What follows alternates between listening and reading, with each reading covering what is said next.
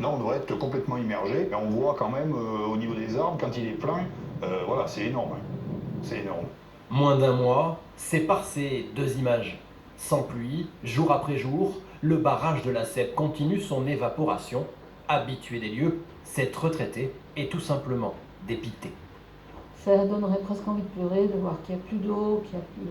Quand on faisait des promenades autour, on traversait le petit pont là-bas dans l'eau, et là, plus rien, c'est désolant. Construit en 1994, le barrage de la Cèpe permet l'irrigation de 2000 hectares de maïs, de betteraves ou encore de blé. Mathieu fait partie des 200 agriculteurs dépendants du barrage. Résultat, depuis fin juillet, il ne peut plus arroser ses cultures. On peut déjà envisager des pertes de potentiel au minimum 50%. Quand on peut voir l'état des cultures aujourd'hui, elles ont été carrément brûlées par la chaleur. Il devrait faire la taille de ma main à peu près, et puis il doit avoir normalement des grains partout, quoi. À quelques kilomètres de là, coule habituellement un ruisseau, le Champ-Baron.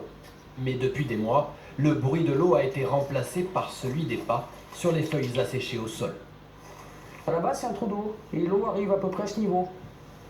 Pour moi, c'est la catastrophe de chez Catastrophe, c'est mortuaire pour moi. Parce que tout ce qui était dedans, c'est mort. Voilà, c'est le désastre total. Il devrait falloir plusieurs années pour remplir à nouveau au maximum le barrage de la Cèpe. Depuis le début de l'année, le déficit en eau dans le département du Puy-de-Dôme est de plus de 50%. Autre chose, mais autre chose qui se vit